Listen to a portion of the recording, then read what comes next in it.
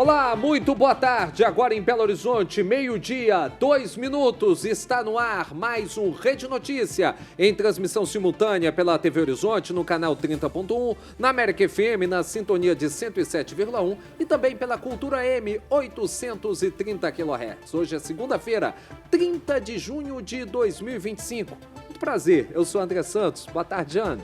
Boa tarde, André. Boa tarde a todos. Eu sou Janaína Regiane e a partir de agora você acompanha o que é notícia em Belo Horizonte, em Minas, no Brasil e no mundo conosco. E nós queremos você também lá nas nossas redes sociais. Você pode acompanhar o Rede Notícia no YouTube, no nosso canal Rede Notícia TVH e também segue a gente nas nossas redes sociais. No Instagram, TV Horizonte Oficial e @Rádio América Oficial. Gente, a gente começa o Rede Notícia desta segunda-feira falando sobre a greve dos profissionais em educação em Belo Horizonte, que chega ao 24º dia. Isso porque a Justiça negou o pedido da Prefeitura de Belo Horizonte para determinar o fim da greve da categoria. Na decisão tomada pelo desembargador Leopoldo Mameluque, do Tribunal de Justiça de Minas Gerais, o magistrado determinou a realização de uma audiência de conciliação na quarta-feira entre representantes da Prefeitura da capital mineira e de membros do Sindicato dos Trabalhadores da Rede Pública Municipal de Belo Horizonte, o Sindirrede BH. A negativa da Justiça veio após a Prefeitura de Belo Horizonte decidir ir à Justiça depois dos educadores negarem a proposta de reajuste salarial de 2,49% que foi oferecida pelo Executivo Municipal na semana passada. Na sexta-feira passada, o prefeito Álvaro Damião ele anunciou que as escolas da rede municipal de ensino abririam para oferecer alimentação aos alunos. Segundo o Sindirrede, a maioria das escolas permaneceram fechadas. Para a gente saber como é que está o panorama nesta segunda-feira, a gente vai agora ao vivo conversar com a repórter Lani Grace, que está em frente a uma EMEI, na verdade Imaculada Conceição, aí na região centro-sul de Belo Horizonte, e nos mostra a situação de momento. Boa tarde, Erlane. Erlane, a escola está aberta aí para receber os alunos, para oferecer alimentação, ou está fechada como aconteceu durante o fim de semana? Boa tarde. Muito boa tarde, André, Janaína e a todos que nos acompanham no Rede Notícia. André, a escola ela permanece fechada. Essa novela aí entre a prefeitura e os professores, inclusive, ganhou um novo capítulo na última sexta-feira. A Justiça negou o pedido da prefeitura para que a greve fosse considerada ilegal. Inclusive, o desembargador do Tribunal de Justiça entendeu de que não há provas de que o movimento descumpra o funcionamento mínimo das escolas. Portanto, não haverá suspensão da greve e também não haverá multa para o sindicato. Com isso, como você informou aí, foi marcada uma audiência de conciliação para a próxima quarta-feira, dia 2 de julho. Em meio a essa decisão, o sindicato criticou a postura da prefeitura em abrir as escolas aos sábados para oferecer merenda e disse que essa ação, abre aspas, se mostrou absurda, além de alertar para os riscos de violações trabalhistas, fecha aspas. E agora eu converso ao vivo com a Vanessa Portugal, uma das diretoras do Sindirrede. Vanessa, como vocês receberam essa decisão da Justiça que mantém a greve e nega a multa pedida pela Prefeitura? Nós ainda não fomos notificados oficialmente pela Justiça, inclusive para participar da conciliação, mas estaremos lá com certeza, se for dessa forma. Veja, nós temos muita tranquilidade, o direito de greve ainda é legal no Brasil. E não existe abusividade e nem transgressão de nenhuma legislação no nosso movimento grevista. Por isso nós temos muita tranquilidade com relação a isso. A greve continua e a melhor forma de terminar com a greve é, de fato, a negociação. Nem ameaças, nem judicialização, cria um bom termo para que as escolas funcionem bem. Essa audiência aí da próxima quarta-feira pode ser um caminho para uma negociação real? Isso depende muito da prefeitura, né? Se nós formos convocados ou convidados para essa audiência, nós estaremos lá. A nossa disposição sempre foi negociar, mas é preciso que a prefeitura entenda que as nossas perdas salariais são enormes e que valorizar o trabalhador que atende a criança é muito importante, além das outras dificuldades que nós temos na escola, pelas quais a prefeitura também precisa responder. Certo, vai ser lançada aí a campanha, né, BH Sem Fome hoje às 14 horas. Como essa ação ela se conecta com a luta da categoria? Veja bem, o prefeito teve uma ação no último sábado bastante irregular.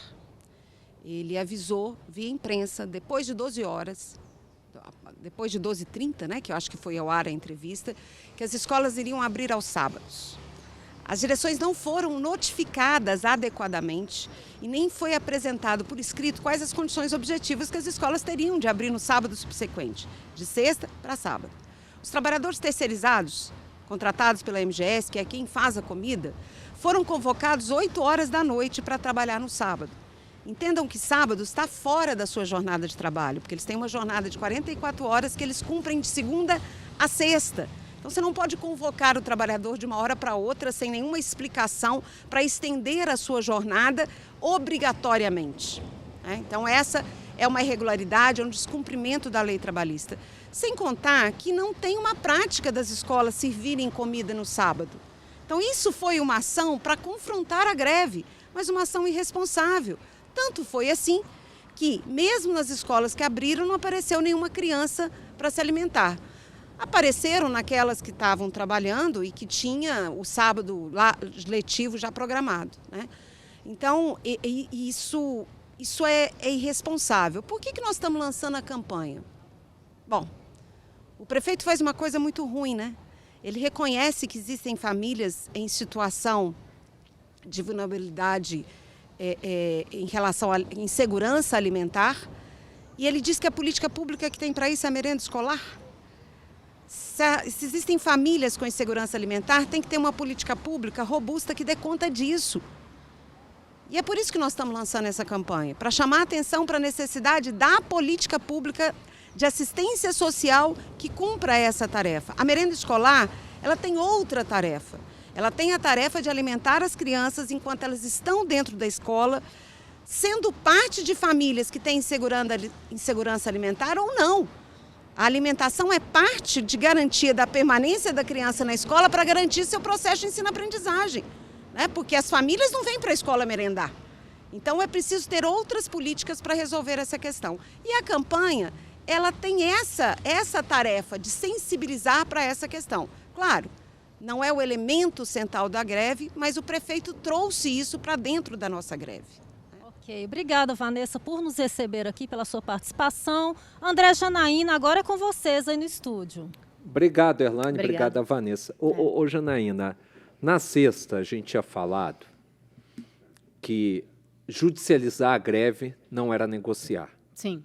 Eu até esperava, de verdade, esperava que a justiça garantisse o fim da greve. E me senti até surpreso com a decisão do desembargador, que determinou a manutenção da greve. A coisa que já estava feia ficou pior ainda, né? É verdade. Agora vamos aguardar nessas cenas dos próximos capítulos, né, André? Vamos ver onde que a corda vai arrebentar mais fácil, né? Olha, gente, vou manter a mesma fala que eu venho mantendo desde todos os dias, desde que todo esse imbróglio começou. Não adianta o prefeito Álvaro Damião vir à imprensa e determinar que vai abrir escola, determinar que a greve vai ser judicializada. Não adianta fazer nada disso se não combinar com os russos, como diria o ditado popular. E aí quem é o russo? É a justiça, porque o argumento foi falha e a justiça falou, opa, não estão descumprindo nada, a greve continua. Não combinar com a categoria, a abertura, que é importante. Sim. Garantir essa alimentação às crianças, não sou contrário, não, é importante. Agora, a pergunta que se faz é a seguinte, por que depois de 21 dias? Por que esse anúncio depois de vir em conjunto com o anúncio da judicialização, a tentativa de judicialização da greve? Por que esse anúncio não veio no primeiro dia? Por que não se sentou com a categoria para tentar negociar o fim da greve ou pelo menos uma alternativa para que essas crianças recebessem merenda? A pergunta que quem tem que responder é o dono da caneta da Prefeitura de Belo Horizonte, o senhor prefeito Álvaro Damião. O espaço está aberto. Aliás, eu fiz um convite pessoal ao Álvaro Damião pelo telefone para ele estar aqui com a gente para conversar. Também estou aguardando resposta. A Prefeitura de Belo Horizonte passa a disponibilizar a consulta para a retirada de alimentos do programa Cesta nas Férias. De acordo com o Poder Público Municipal, mais de 40 mil famílias de estudantes da Rede Municipal de Ensino de Belo Horizonte, em situação de vulnerabilidade social, estão aptas a receber o benefício. Para acessar a cesta, é necessário emitir um voucher com as informações sobre data e local de retirada dos alimentos. Para emitir esse voucher, o responsável pela matrícula do estudante, ele tem que informar o CPF e o nome completo na página do programa. As cestas, elas vão poder ser retiradas a partir de hoje e se estendem até o dia 14 de julho, na data e na unidade do supermercado BH, que está já indicadas no voucher. O benefício atende alunos do ensino fundamental, da educação infantil e da educação de jovens e adultos e também o EJA. Olha só, gente, a Polícia Civil do Rio de Janeiro realiza hoje uma operação contra um grupo criminoso acusado de estupros e tortura de mulheres, além da divulgação das imagens pela internet. Além do Rio, Minas Gerais também é alvo dos mandatos de busca e de apreensão e também de prisão. A ação é realizada ainda no Distrito Federal, em São Paulo, Amazonas, Bahia, Goiás, Piauí e Santa Catarina.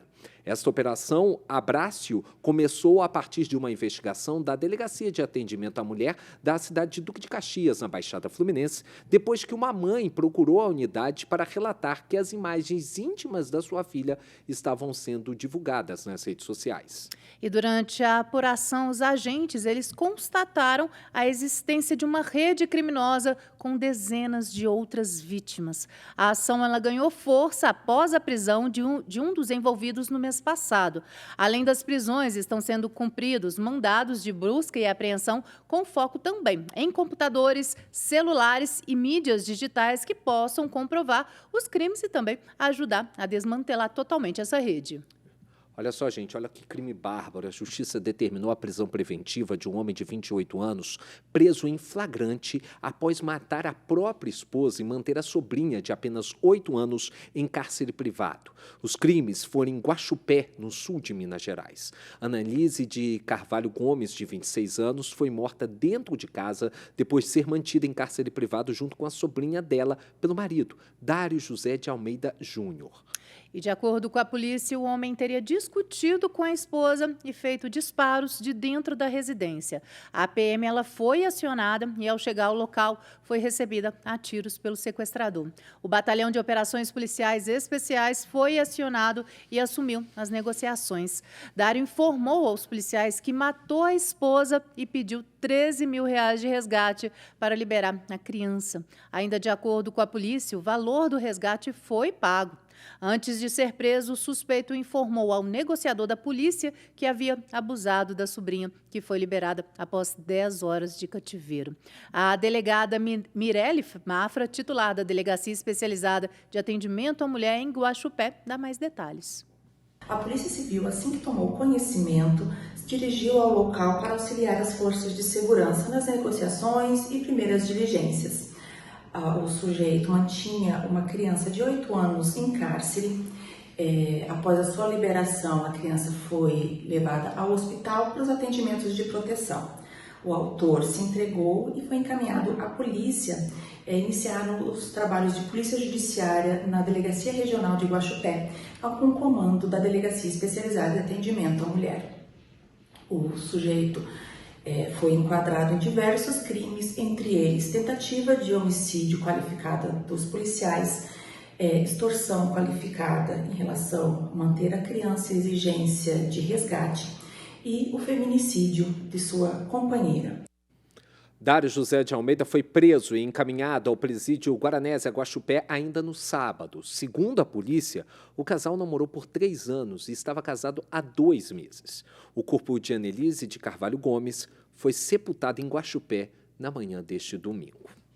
E servidores do Hospital da Baleia entraram em greve nessa manhã e até o momento não teve nenhum acordo. O repórter Giovanni Rodrigues ele acompanha a manifestação na porta do hospital desde cedo e traz as informações. Boa tarde, Giovanni. Muito boa tarde, Janaína Regiane, boa tarde, André. Isso mesmo, viu, Janaína? Nossa reportagem está acompanhando bem de perto, né? Já há mais de 10 dias, essa situação aqui dos servidores do Hospital da Baleia, os enfermeiros e técnicos de enfermagem aqui do hospital, iniciaram aí essa greve hoje, né? E eles estão fazendo também a manifestação bem na porta aqui do Hospital da Baleia.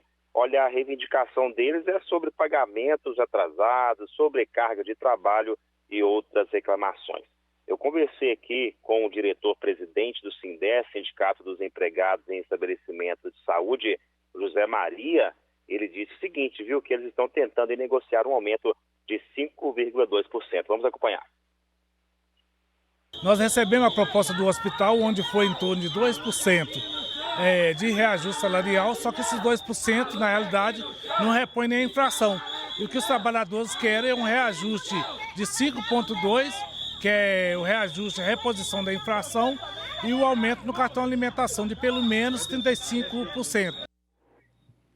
Olha, a superintendente jurídica do Hospital da Baleia, Lília Katiuska, ela disse que o hospital mantém negociação com o sindicato. Fizemos a primeira reunião de negociação de acordo coletivo com o sindicato na última quinta-feira, em que estiveram presentes diretores sindicais e os respectivos advogados. Fizemos a apresentação de 3 propostas para a composição do acordo coletivo e hoje as 3 propostas foram rejeitadas em assembleia. Seguimos à disposição para a gente evoluir na tratativa do instrumento coletivo a regulamentar os interesses da categoria. Nós temos um impacto importante de pessoas que não compareceram ao posto de trabalho hoje na CME e no bloco cirúrgico. A gente ainda vai quantificar se nós tivemos algum impacto assistencial decorrente do movimento grevista. Olha, eles estão pedindo também aqui, os servidores estão pedindo o mínimo de R$150 do Vale Alimentação. Então, no momento aqui, os servidores eles estão esperando o advogado do sindicato chegar para começar uma nova negociação com o hospital. É com vocês aí no estúdio. Obrigado, Giovanni. Obrigada. A situação também que já vem se estendendo aí durante todo esse mês de junho. A gente espera que haja uma negociação. A gente sabe que a situação do Hospital da Baleia é muito complicada, é muito difícil. E é um hospital de referência para um monte de especialidades. Então, algo tem que ser feito, alguma movimentação tem que ser feita para poder resolver essas questões, porque são urgentes, né? E muita gente que depende desse hospital. O metrô de Belo Horizonte passa a ter baldeação a partir desta segunda-feira. Os detalhes com o repórter Newton Lopes. Os passageiros do metrô de Belo Horizonte vão precisar passar de um trem para o outro a partir desta segunda-feira, dia 30. Segundo a concessionária que administra o transporte, além da baldeação na estação do Horto nos 2 sentidos, também haverá ampliação no quadro de horários dos trens. Da estação Vilarinho à estação Horto, o intervalo entre as viagens será de 15 minutos. Da estação Eldorado até a estação Santa Efigênia, o intervalo entre os trens será de 7 minutos e meio. Se o passageiro precisar ir além da estação Santa Efigênia, o intervalo entre os trens será de 15 minutos. Já nos outros horários de dias úteis, o intervalo entre as viagens será de 24 minutos. Vale lembrar que a passagem do metrô de Belo Horizonte vai subir de R$ 5,50 para R$ 5,80 a partir da próxima terça-feira, dia 1º de julho. Repórter Newton Lopes. A Copasa inaugura uma nova unidade de atendimento à população em Belo Horizonte. As informações com a Gabriela Salles. A partir desta segunda-feira, começa a funcionar uma nova unidade de atendimento da Copasa. A agência central fica na rua Curitiba, 1145, próximo ao Mercado Central, na região do Hipercentro de Belo Horizonte. Segundo a Copasa, não é necessário agendamento prévio para atendimento e a unidade oferece os mesmos atendimentos disponibilizados nas agências localizadas nos bairros Floresta, Barroca e Carlos Prates.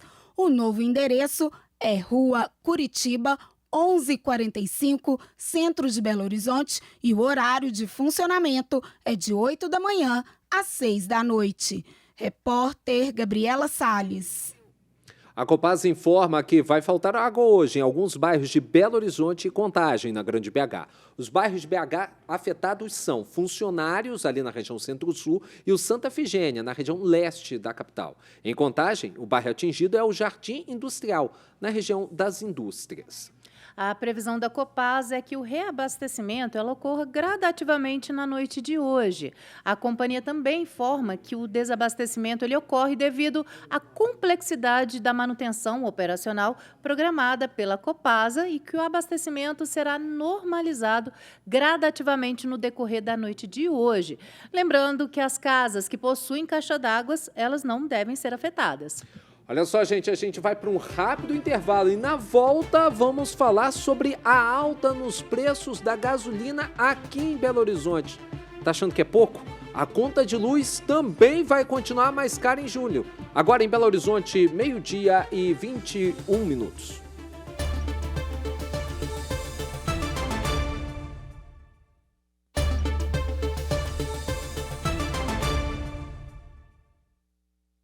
Notícia agora em Belo Horizonte, 12h25. Olha só, gente, encerra hoje a 20ª Mostra de Cinema de Ouro Preto, que contou com mais de 400 participantes, dentre pesquisadores, arquivistas, curadores, homenageados e estudantes. A Sueli Ogando traz os detalhes. A Mostra de Cinema de Ouro Preto, a Cineop, há 2 décadas se consolida como o único evento do país voltado à preservação, história e educação, sob a coordenação geral da diretora da Universo Produções, Raquel Alac. A Cineop está comemorando 20 anos de existência, uma trajetória que está acompanhando todo o caminho do audiovisual no foco da preservação, do cinema, do audiovisual em diálogo com a educação. É um evento muito especial porque aqui a gente está falando de memória. E nessa edição exibindo 143 filmes de 17 estados brasileiros, de 6 países, e trazendo também 2 grandes encontros que acontecem desde a primeira edição, com o Encontro Nacional de Arquivos e Acervos Audiovisuais Brasileiros e o Encontro da Educação Latino-Americano, que tem uma parceria com o Fórum da Rede Quino. E esse ano a temática vem com potencial especial, o humor das mulheres no audiovisual, que rendeu várias rodas de conversas, além da homenagem à atriz Marisa Hort, que olha para essa trajetória com respeito, pesquisa e, claro, muitas gargalhadas. Muito legal, é muito interessante você ver que você está sendo vista, e não só pelo público, vista de maneira crítica. Tem gente que estuda. Eu vim com meu filho, graças a Deus, cineasta também. E a gente ficou honrada, né? Fica feliz, né? Porque não caducou, né? Conquistar o humor é um sinal de que a mulher está tendo sua inteligência respeitada. A Mostra de Cinema de Ouro Preto termina hoje, com destaque para a Masterclass Internacional com o tema A Valorização de Acervos da Cinemateca de Quebec, do Canadá, Encontro de Arquivos e Encontros de Educação, que convida à reflexão sobre passado, presente e futuro do audiovisual brasileiro. E no início deste mês, a Petrobras anunciou a redução de 5,6% do preço de venda da gasolina para as distribuidoras, algo em torno de 17 centavos por litro. Mas apesar deste reajuste, o preço da gasolina aumentou. O coordenador do site Mercado Mineiro, Feliciano Abreu, detalha esses preços. O preço médio subiu da gasolina em 21 dias. Nós tivemos aumentos de 6,46% no preço médio, que era R$ 5,97 no dia 6 de junho, passando agora para R$ 6,36 na região metropolitana de Belo Horizonte. Isso dá um aumento de quase 40 centavos pelo litro, sendo que o menor preço da gasolina é de R$ 5,66 e o maior de R$ 6,79, com a diferença entre os postos de 20%. O consumidor está questionando com muita razão, porque era para ter tido queda, nós tivemos a greve de um dia apenas, e claro que teve uma demanda muito grande pelo combustível, mas depois voltou ao normal. E acontece que os preços não voltaram ao patamar da primeira semana de junho e muito menos tivemos ainda o reajuste, na verdade a redução que foi de 5,6% da Petrobras. Por isso que o consumidor da região metropolitana está indignado. A pergunta que fica, a ANP, Agência Nacional de Petróleo, você serve para quê, hein? Olha só, a conta de energia segue mais cara em julho aqui para os nossos consumidores. Quem detalha é o repórter Nilton Lopes. A conta de luz vai seguir mais cara no mês que vem. A ANEEL, a Agência Nacional de Energia Elétrica, anunciou que vai continuar o acionamento da bandeira vermelha no patamar 1 para o mês de julho. Neste caso, as contas de energia elétrica terão a cobrança adicional de R$ 4,46 a cada 100 kWh consumidos a partir da próxima terça-feira, dia 1º de julho. Segundo a ANEEL, a manutenção da bandeira vermelha ocorre por causa do baixo nível de água nos rios de todo o país, reduzindo a geração de energia por parte das hidrelétricas. O sistema de bandeiras tarifárias foi criado em 2015 para indicar aos consumidores os custos da geração de energia no Brasil. A intenção é que, ao saber que a energia está mais cara naquele momento, o consumidor economize na hora de utilizar aparelhos eletrodomésticos. Repórter Newton Lopes. O ex-presidente Jair Bolsonaro participou de mais um ato com apoiadores na Avenida Paulista, em São Paulo, na tarde deste domingo. A manifestação reuniu cerca de 12 mil pessoas e contou com a presença do governador mineiro Romeu Zema, além dos governadores Tarcísio de Freitas, de São Paulo, Cláudio Castro, do Rio de Janeiro, e Jorginho Melo, de Santa Catarina. E como de costume, o encontro teve como pauta principal as críticas ao STF, Supremo Tribunal Federal. O ex-presidente, que é réu por tentativa de golpe e está inelegível, pediu aos apoiadores para votarem em candidatos da direita em 2026, com o objetivo de garantir pelo menos 50% das vagas para a Câmara Federal e o Senado nas próximas eleições.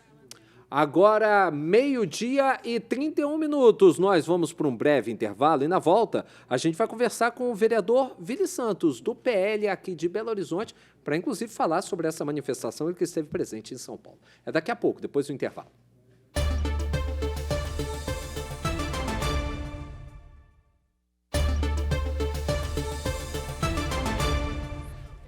Estamos de volta com a Rede Notícia, agora em Belo Horizonte, 12h37, e a gente recebe para o nosso quadro de entrevistas, nessa segunda-feira, o vereador Vili Santos, do PL, aqui em Belo Horizonte. Vili, obrigado por atender o nosso pedido, atender o nosso convite. Já quero te fazer uma provocação em relação a ontem. Ontem você esteve no ato convocado pelo ex-presidente Jair Bolsonaro, lá na Avenida Paulista, que contou com a presença, inclusive, do atual governador de Minas Gerais, Romeu Zema. É claro que fica muito difícil a gente não projetar 2026, porque as negociações já estão em andamento, as conversas já estão em andamento e tal. Você acha que há possibilidade realmente da direita vir com um único nome forte, tanto para Senado quanto para governo do Estado, ou você acha que ainda vai haver muita conversa até lá? André, obrigado. Boa tarde, ante tudo. Boa tarde. Boa tarde.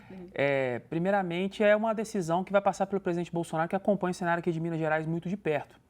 E ele sempre foi próximo ao governador Romeu Zema, a gente tem algumas pautas alinhadas, principalmente em questões econômicas, e eu acredito para a direita poder estar no poder aqui em Minas Gerais a partir de 2026, vai ter que compor, né? Fazer uma composição. Eu estava até falando mais cedo com vocês aqui fora do ar, o grupo nosso da direita, no estado de Minas Gerais, é um dos mais fortes. A gente tem um grupo muito consolidado aqui. A gente tem o senador Cleitinho, que a gente colocou lá nas eleições passadas. A gente tem o Nicolas, que é um expoente de votos gigante. A gente tem o Bruno Engler, que é um grande expoente de votos aqui na capital de Belo Horizonte, principalmente.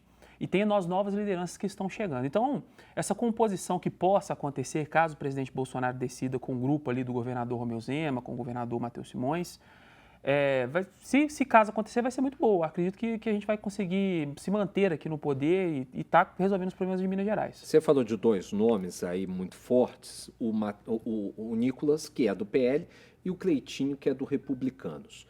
É claro que a gente sabe, nos bastidores, o Nicolas sempre falando que ele ainda não se sente pronto para a disputa de um cargo no Executivo. O PL estaria disposto a compor, indicar um vice, seja numa cabeça de chapa liderada por Matheus Simões ou numa cabeça de chapa liderada por Cleitinho? Haveria essa possibilidade? Não só em Minas Gerais, mas no Brasil inteiro, o PL vai fazer muitas composições, né? Obviamente, em estados que o PL tem uma força maior, seremos majoritários, seremos cabeça de chapas, né? Mas em Minas Gerais ou em qualquer outro estado, aí vai passar uma decisão do presidente Bolsonaro. Mas o PL não tem isso de nós seremos cabeça de chapa em todas as ocasiões na qual a gente negocie. Então é possível não só em Minas Gerais, mas em qualquer outro estado do Brasil. Só para completar ainda esse panorama, Jana, me perdoe, seu nome começou a ser ventilado como um dos possíveis pré-candidatos ao Senado da República em 2026. A gente sabe que 2/3 do Senado serão renovados nessa eleição, são 2 vagas ao Senado, e o presidente Bolsonaro, até mesmo na semana passada, no encontro do PL na última quinta-feira, ele destacou por mais de uma vez, é mais uma vez que ele fala isso, da necessidade que ele vê de uma composição maior, de uma vitória, principalmente no Senado. Existe uma pauta que é muito cara à oposição hoje ao governo Lula, ao lado da direita, que é a pauta do impeachment dos ministros do Supremo Tribunal Federal.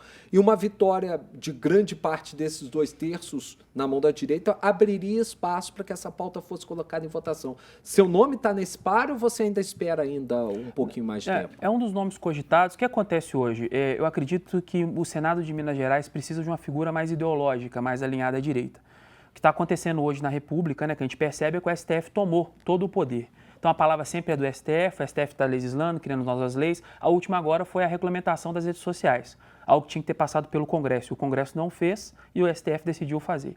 E o Congresso tem que decidir a hora de fazer. E essa é a democracia. A gente vota nos senadores, nos deputados, e eles criam as leis e o STF fica no judiciário. Ele já saiu de lá.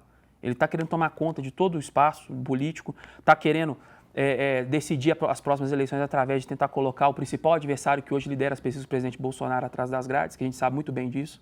Então a gente tem uma Suprema Corte hoje politizada e alinhada a um lado, perseguindo o outro lado. O que a gente precisa é rebalancear os poderes. Então, eu sim, se caso meu nome seja decidido dentro da direita de ser esse representante do PL, eu estarei lá à disposição do presidente Bolsonaro. Hoje já tenho 35 anos, sou jovem, tenho muita coragem e estou lá para fazer o que é necessário. Não tenho medo, não tenho rabo preso. Então, a gente vê muitas das vezes aí que os nomes são colocados e a gente vê o judiciário, de certa forma, tentando perseguir esses nomes. Então, para cima de mim, isso não vai pegar, não vai colar e eu tenho a coragem suficiente para fazer o que é correto lá dentro do Senado Federal. Vereador, falando um pouco aqui, voltando os olhos, né, para Minas Gerais. Minas Gerais tem crescido muito a direita aqui no nosso estado, como você mesmo disse, é um dos estados mais conservadores. Esse cenário, né, atualmente, ele vai ficar até 2026, até as eleições de 2026? Vai se manter ou vocês vão tentar mudar esse cenário para melhor? Eu acredito que a gente consegue manter esse cenário do que está aqui. Lá na Câmara hoje, nós temos uma Câmara mais à centro-direita, digamos assim, né? Então a gente fez uma bancada do PL, hoje tem 6 vereadores, mas também tem vereadores de direita mais espalhados na Câmara. E eu acredito que a gente vai tentar aumentar essa projeção, não só na Câmara, mas também no Estado. E, com certeza, eu acho que a gente vai conseguir cumprir esse objetivo aí. Nesse objetivo, pensando ainda em 2026, a figura do Nicolas Ferreira é fundamental, né? Porque ele foi o grande puxador de votos na última eleição e a tendência é que ele busque novamente a reeleição a uma cadeira na Câmara dos Deputados. Existe realmente uma preparação do PL em torno do nome do Nicolas para fazer com que essa bancada do PL na Câmara ela aumente ainda mais? Sim, a gente sabe muito bem que o Nicolas ele é um puxador de votos. Me desculpe, Nicolas em termos federais e o Bruno Engler em termos estaduais? Sim, o pensamento é esse? Sim, o pensamento é esse. Assim como nas eleições de 22, né, o Nicolas teve 1 milhão e meio de votos, o Bruno 637 mil votos, ambos foram puxadores, tanto da chapa de federal quanto da chapa estadual.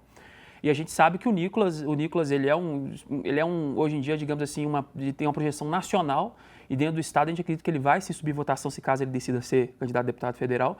E o Bruno Engler também, caso ele decida ser, já carregando aí não só o que ele trouxe na campanha de 22, mas também uma campanha de prefeitura, na qual ele ficou muito conhecido dentro da capital, onde a gente tem a maioria dos votos, né? A maioria de pessoas ali, de votantes.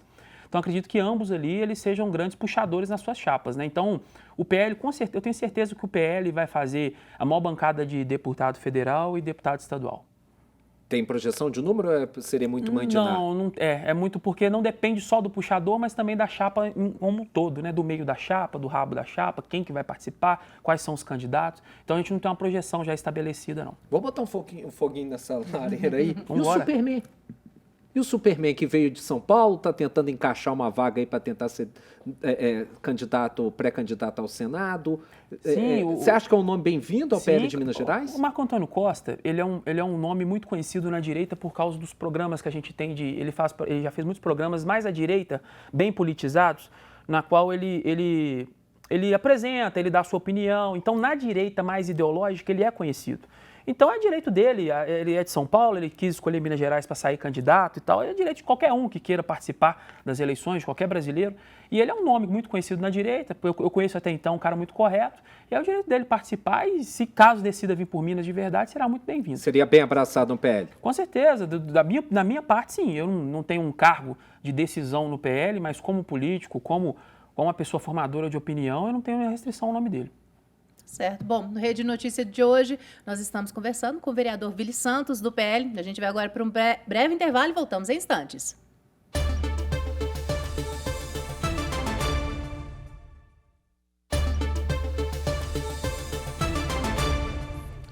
Estamos de volta, 12h49 em Belo Horizonte. Vamos continuar essa conversa com o vereador de Belo Horizonte, Vili Santos, do PL. Janaína, tem uma pergunta, né, Janaína? Tenho. Falando agora desses projetos, né, que o senhor propõe, tem o De Volta para Minha Terra, né, que vai realocar essas pessoas em situação de rua para a cidade dela, cidade de origem.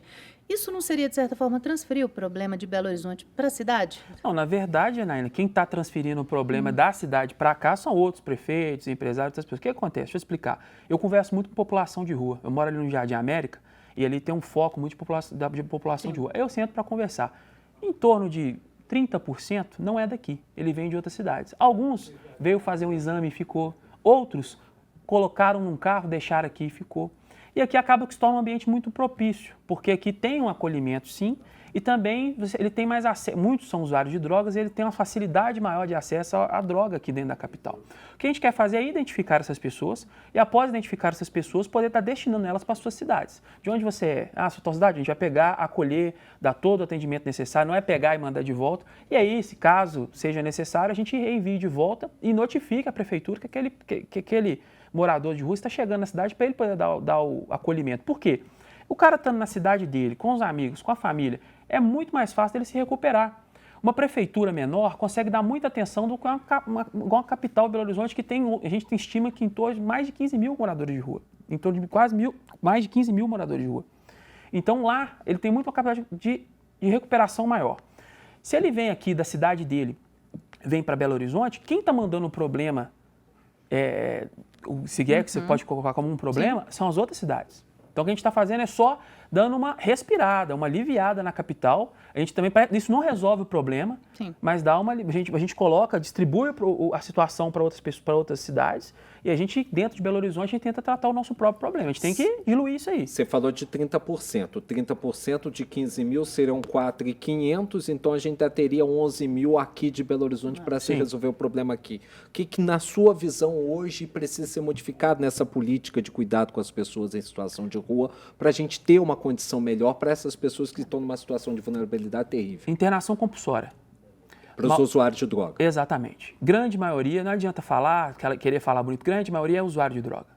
E eles ficam na rua porque na rua eles estão ali, eles ganham um dinheiro ou outro, acontece alguma coisa ou outra, eles conseguem ter acesso à droga. E aonde essas pessoas seriam tratadas, Vitor? Não, se houver essa questão então, da internação compulsória, aí o Estado trabalharia junto às clínicas, que é muito melhor. Você pega clínicas de recuperação. As clínicas de recuperação. Então, você também tem igrejas que ajudam, você tem ONGs que ajudam. Você vai podendo, de certa forma, cada parte da sociedade vai ajudando de uma forma. Você acredita que a atuação hoje dos CAPs ela não é suficiente para poder tratar essas pessoas? Não é, porque se a partir do momento que ele é usuário de droga, você pode ajudar o que for, que ele vai querer voltar para a rua.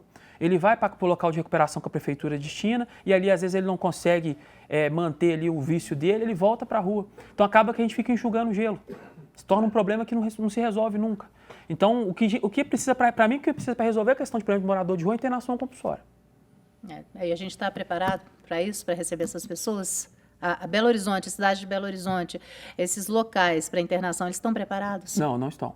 Eu acredito que não estão, acredito que é um problema gigante que Belo Horizonte tem. Não só Belo Horizonte, tá? Eu estou falando do país inteiro.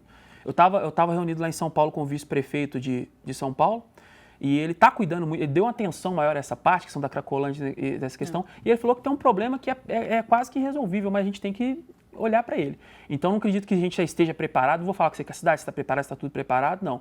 Mas a primeira situação, identificar de quem são as pessoas e, se possível, enviar de volta para suas cidades. Para outros prefeitos também passam parte da resolução deste problema. E os que ficarem, internação compulsória. para os usuários de drogas. E os que foram por algum motivo de questão financeira e tal, entender esse problema, dar ajuda psicológica, reencaminhar para o mercado de trabalho. Mas a maioria é usuário de droga e eu acredito que a internação compulsória é o caminho. Feliz, você tem um outro projeto que está tramitando na Câmara. Até na semana passada o vereador Pedro Patoso disse que esse projeto trata-se de um ataque à cultura periférica da cidade, que é a relação do funk dentro das escolas. Explica um pouco melhor essa proposta para a gente. De forma alguma. Eu acho que ele tem uma forma preconceituosa de ver, porque é só a periferia que escuta funk?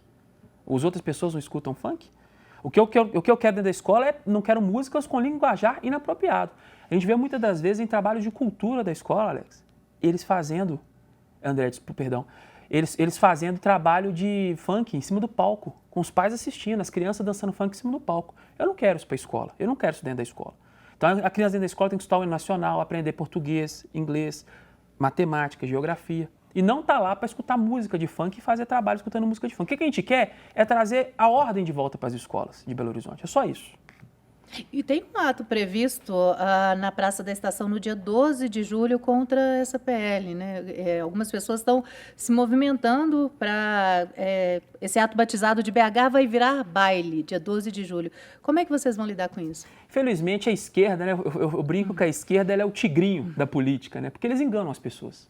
Então, o que a gente não quer músicas de baixo calão dentro das escolas. O outro projeto que é meu também, que eles estão querendo fazer essa questão também, é a questão de artistas que façam apologia ao crime organizado não recebam financiamento público por parte da prefeitura. É um absurdo o trabalhador belo-horizontino que paga seus impostos ter que financiar artistas para que eles subam em cima do palco e façam apologia ao crime organizado, a facções criminosas. Então, em nenhum momento eu estou querendo proibir funk, em nenhum momento eu estou querendo acabar com o funkeiro, acabar com o show de funk. O que a gente quer fazer é trazer um pouco de dignidade e ordem para a cidade. Agora, se é pegar o dinheiro do pagador de impostos, que é para ir para saúde, educação, segurança, e para financiar artista, para ele subir em cima do palco e fazer comercial de facção criminosa, para falar que ser faccionado é bom, que é bom você andar armado dentro da comunidade, que você tem que entrar para o crime, que é legal você ser do tráfico, que, entre outras coisas que eles fazem, pago com o nosso dinheiro, tá de sacanagem, né? Eu não concordo com isso e foi para isso que meu eleitor colocou lá, para trazer dignidade, segurança para a cidade de Belo Horizonte. E nós vamos conseguir, nós vamos aprovar, independente de manifestação que façam. Só para a gente fechar, você tem realmente um viés ideológico muito forte. Você acha que realmente é a seara da Câmara, é a seara correta para discutir essas pautas mais identitárias na cidade? Sim, concordo. O Belo Horizontino, André, ele tem ideologia. Quem falou que não tem? E, infelizmente, a gente vê uma legislação, às vezes, muito demorada quando se trata da esfera federal. Então, eu estou aqui, eu tenho minha ideologia, eu fui eleito para isso, é constitucional e eu vou fazer. O eleitor belo-horizontino ideológico que votou em mim, de direita, eu vou para a nossa agenda para frente. Ele votou em mim para isso e eu estou lá para isso. Obrigado, Vili, pela sua presença. Alex, Bianina, obrigada, agradeço muito de verdade. Minha câmera é essa aqui? Essa aí. E você aí que não me conhece ainda, me siga nas redes sociais, @ViliBR. Você pode ter certeza que vai ter um cara de direita que defende os seus ideais. E tamo junto, acompanhe meu trabalho. Obrigado, Vili. Portas abertas sempre da Rede Catedral de Comunicação Católica, tanto da TV Horizonte como da Rádio América e da Rádio Cultura, para você vir aqui. Já se sinta convidada novamente a estar aqui conosco. Obrigado, André. Obrigado. Termina aqui o nosso Rede Notícia, agradecendo a você a sua companhia diária, você que está nos assistindo pela tela da TV Horizonte e nos ouvindo na América FM e também na Cultura M. Vou te fazer um pedido, siga a gente nas redes sociais, TV Horizonte Oficial e também no Rádio América Oficial. O Rede Notícia também está lá no YouTube, segue a gente lá, se inscreva no nosso canal Rede Notícia TV e também no canal da TV Horizonte, tvhorizonte.oficial. Agora você vai ficar com Bola na Rede com o Júnior Brasil, trazendo todas as novidades do mundo da bola.